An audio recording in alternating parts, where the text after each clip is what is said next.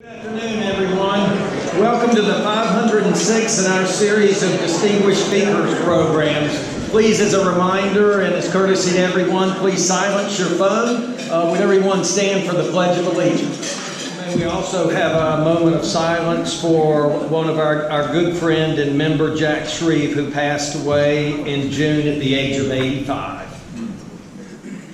WFSU is recording this program for later broadcast on WFSU 89.9, and Will Haley is recording this for our website as well. So that's new. So for members who miss it, it's going to be available online. Our next scheduled program is Monday, August 13th, so about 2 weeks away, and Nancy Mendenhall, who is the medical director for the Proton Health Therapy Institute at the University of Florida in Jacksonville, will be here with us to talk about the impact of healthcare delivery in Florida on Florida's economy. I'd like to recognize Major as our Stan Tait recipient and show you a video. And Major, if you want to make a couple of remarks, we would welcome that. I have to say that I understand after all of these accomplishments, Major's law practice has now gone to the dogs. And so that's what he's currently busying himself with. Thank you, Ben. I am truly honored to receive this award, especially an award named after Stan Tait. Gives me more credit than I deserve. He was the founder and executive vice president of the club, and I found him during the time that I had the pleasure of serving on the board. He was the glue that held us all together. It is also a distinct and honor and privilege to be a Stan Tait Award winner along with those previously mentioned, Jack Mowell, Wayne Mixon, Lawrence Snowden, and Glenn Robertson. They are wonderful traditions to follow. Thank you very much. So today, just to provide context around what we're going to talk about today, Justice Polston has been on the bench. We have the distinct pleasure, Governor Mixon told me this, we have the distinct honor and privilege to having the valedictorian of Graceville High School, two of them, here with us today. Governor Mixon and Justice Ricky Polston. So,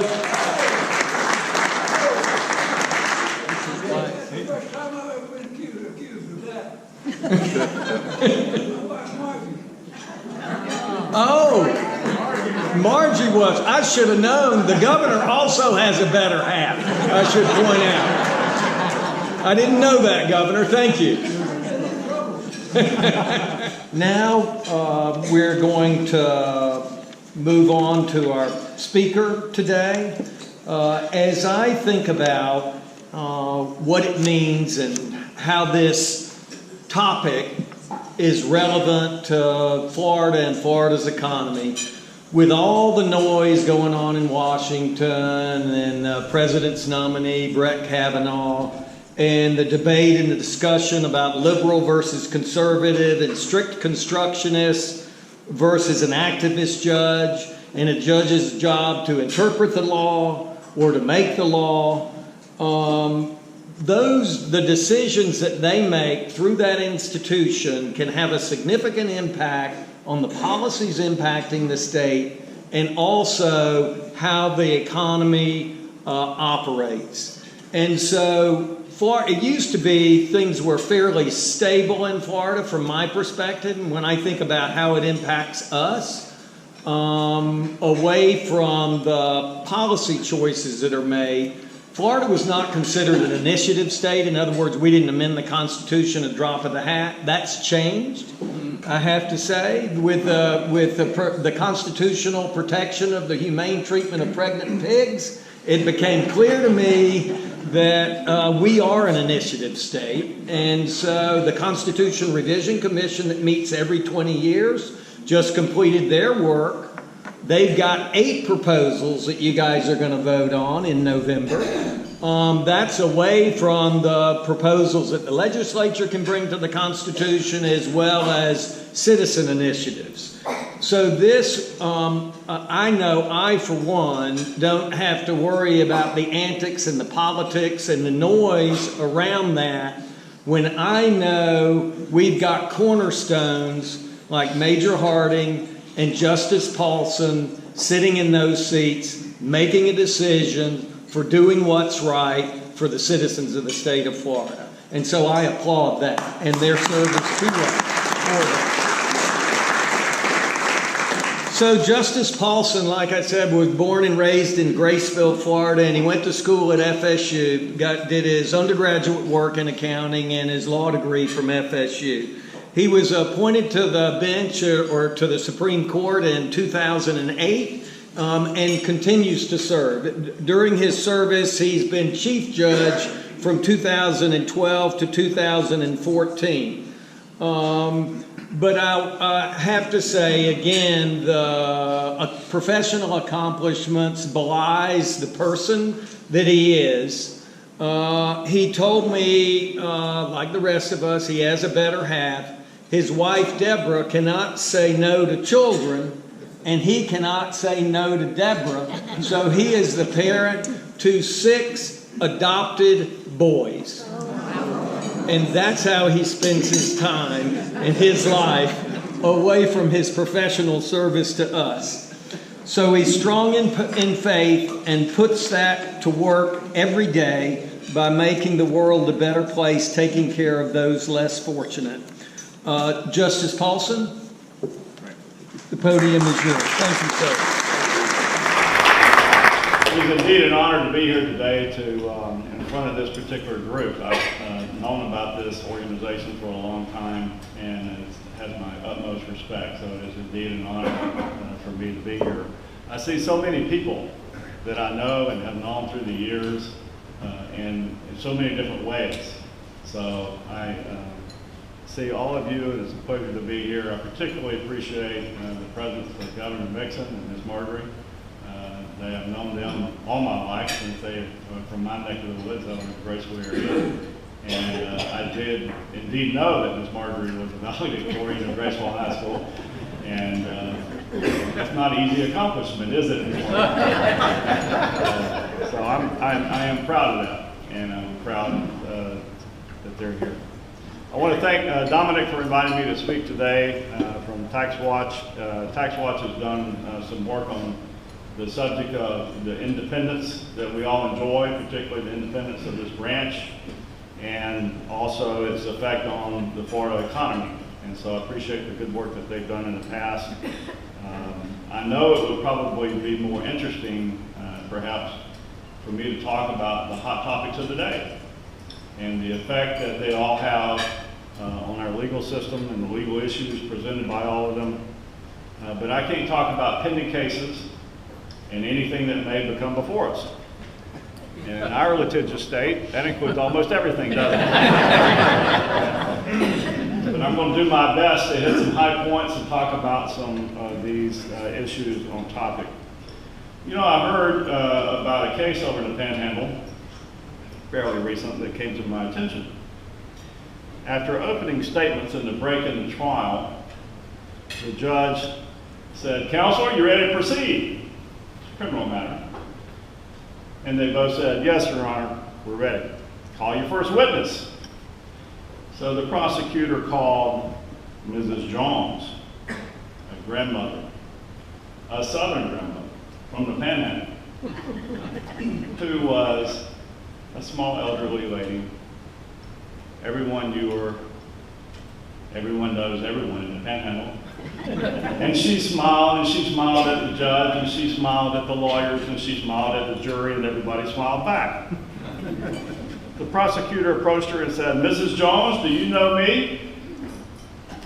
She said, "Why, yes, I know you, Mr. Williams. I've known you since you were a young boy, and frankly, you've been a big disappointment to me. You lie, you cheat on your wife, and you manipulate people and talk about them behind your backs. You think you're a big shot when you haven't the brains to realize you'll never amount to anything more than a 2-bit paper pusher. Yes, I know you. The lawyer was stunned. Not knowing what else to do, the prosecutor pointed at the defense lawyer and said, "Do you know the defense attorney?" She said, "Why, yes, I do. I've known Mr. Bradley since he was a youngster, too. He's lazy, bigoted, and has a drinking problem. He can't build a normal relationship with anyone. And his law practice is one of the worst in the entire state. Not to mention, he's cheated on his wife with 3 different women. And one of them's your wife." Yes, I know him. The defense lawyer looked as if he were going to be sick in the nearest trash can. The judge asked both counselors, "Approach the bench."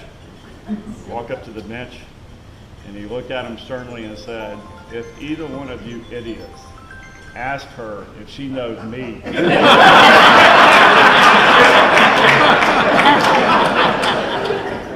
It is a special honor for me to be here today to celebrate Justice Major Harding's Lifetime Achievement Award. If you were to ask the general public to picture a judge, the response back from most people would probably be Judge Judy. But if you ask the best lawyers in this state, if you ask parties who have serious matters in this state, and if you ask the judges in this state to picture a good judge, the image of Justice Major Harding would come to mind. Justice Harding is a colleague, as a retired jurist. He has esteemed and respected practicing lawyer. He's a man of the utmost character, and he's my friend. It is an honor to be here today to honor and pay respect to your lifetime achievements, Justice Harding. It's an honor well deserved. When I was Chief Justice from 2012 to 14, did you not hear a word? Do I have to start over? Something about a lawyer. You carry well. Justice Harding called me when I was Chief Justice and said, "Ricky, I got a favor to ask." "What's that?" He said, "You know, I got this little wedding to do one day, and I want you to do it in order and appoint me as Senior Justice so I have the authority to do his wedding." So I thought about it for a moment. I said, "Major, I love you, but I can't do that." "Why not?" "Because you are an esteemed practicing lawyer, and I can't do the order." And he says, and I told him, "Tell Doobie to get off his wallet and get you a notary stamp." "You can do that." He said, "Okay, well, thank you," and he went on his way. And a couple of weeks later, we were talking about something else, and he said, "Ricky, I told my law partners back at the Ogilvy firm what you said about practicing law being a problem," and he said they were very upset. And I said, "Why?" He said they all would have sworn to affidavits saying that he didn't practice law at all. It's July still, but on 4th of July, just a few days ago, we celebrated our Independence Day. Each Independence Day, my practice is, and my personal habit is, I pull up from the Tallahassee Democrat editorial page. They always run a copy of the Declaration of Independence. And I always sit in the morning with a cup of coffee and read back through that. I just enjoy doing that. And the opening paragraph there, or one of the paragraphs, is, "We hold that these truths to be self-evident, that all men are created equal, that they are endowed by their Creator with certain unalienable rights, that among these are life, liberty, and the pursuit of happiness, that to secure these rights, governments are instituted among men, deriving their just powers from the consent of the governed." So our government is founded then on the principle that its power comes from the consent of the governed, we the people, through the rule of law. That includes the judicial branch. So So under the United States and Florida Constitution, we have 3 branches of government, including the judicial branch as a separate, independent, equal branch of government. With the checks and balances designed by our founding fathers, we need all 3 to function. Our Florida Constitution has a separation of powers provision specifically. In Article 2, Section 3, it says, the powers of the state government shall be divided into legislative, executive, and judicial branches. No person belonging to one branch shall exercise any powers appertaining to either of the other branches unless expressly provided herein. So what that means is this. Our separation of powers provision in our Florida Constitution has 2 aspects to it. One, that one branch cannot encroach upon the powers of another branch. You got to stay in your lane. And the other is you cannot unlawfully delegate authority away from your power of the branch to another branch. That would be given to someone else. So 2 aspects. The encroachment aspect would be an example of perhaps the legislature, for example, cannot make a statute and have it be so vague and not filling in the blanks, so to speak, and tell a state agency, basically, you figure it out. This is sort of what we want, but you fill in the blanks. That would be an unlawful delegation of authority. It has to be somewhat narrow in scope and tell them what it is as a policy matter that the legislature intends. The other aspect of encroachment is a lot of times what you hear from the judicial branch is when you say, well, you have left the realm of deciding cases, and now you are starting to legislate from the bench. You hear that, right? So that is an aspect of, would be an encroachment. And that's why it's at issue and problems sometimes. That's the context in which you hear that. The other side of the same coin of separation of powers is unlawful delegation of authority. And that's important because not only can you not get over outside of your lane, you have to also fill your space. Think of it in terms, I enjoy football. I don't know if you do or not. Sports, most any sports application applies. But if you have a football player, for example, they can't get over trying to do the job of somebody else. But they also have to be there to do their own job, or else the team will not function. In the same way, our government will not function. If we don't do our own job and fill our space, then our government will not function. So talking about the judicial branch for a second, just basic things. If you talk about unlawful delegation of authority, so what is our authority as a branch?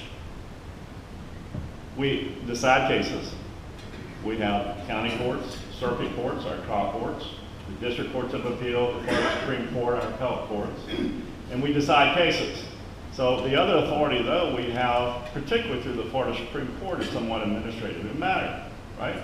So how do we rule the judicial branch?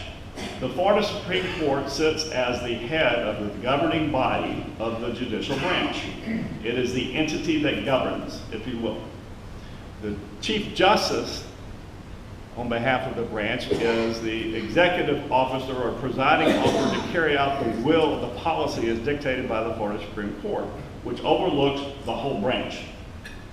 So the Florida Supreme Court sits almost like a board of directors for a company. And then the Chief Justice carries out like the executive officer or the president of the company to carry out the policies and the will of the board or the Florida Supreme Court on behalf of the branch. And how the court governs the branch is through rulemaking authority. Think in terms of this, 3 branches, how do they govern? The legislature governs and implements policy through what? Statutes. They come to town for a couple of months every year. They make law through statutes. The executive branch, the governor has executive order authority, and also state agencies in the executive branch issue final agency action. Subject to appeal, that's the executive branch. The judicial branch, the court has rulemaking authority. We have rules for everything. We have rules for how you come to court and act in court for civil, criminal. We have, by the Florida Constitution, we have authority over the admission of lawyers and the discipline of lawyers. And we do that through the Florida Board of Bar Examiners, for the admission of lawyers, and the Florida Bar, subject to discipline of lawyers. Those two entities are both arms of the Florida Supreme Court, and we have administrative responsibility and supervisory powers and responsibility and authority over those two entities constitutionally. The Judicial Qualifications Commission brings up discipline of judges, through the Florida Constitution. The Florida Supreme Court oversees administering discipline, sometimes removal of judges who have gone bad or have violated their ethical responsibilities. And the rules governing judicial conduct. Again, rules implemented by the Florida Supreme Court. So we have rules governing how you're supposed to act as a lawyer, how you become a lawyer, how you act once you're a lawyer, how you act once you're a judge, what you do in court, and all these rules as a matter of policy are implemented by the Florida Supreme Court. So there are broad administrative responsibilities by the court with rulemaking authority. So we may argue as a court, and regularly do, about what our responsibilities are in deciding cases and whether we are actually following the law or not. And we have opinions in different cases that talk about that.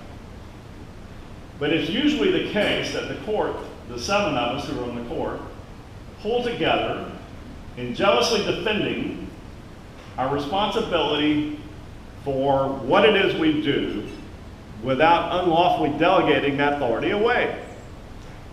We usually pull together in that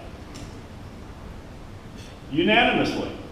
So sometimes you look at decisions and go, what caused that? Why are they unanimous about this? A lot of times, not all the time, a lot of the time, it has to do with fulfilling our responsibilities as a branch. We have a responsibility, a constitutional obligation, a duty that we all take very seriously of fulfilling our role and to filling our space on the court as policymakers for the branch.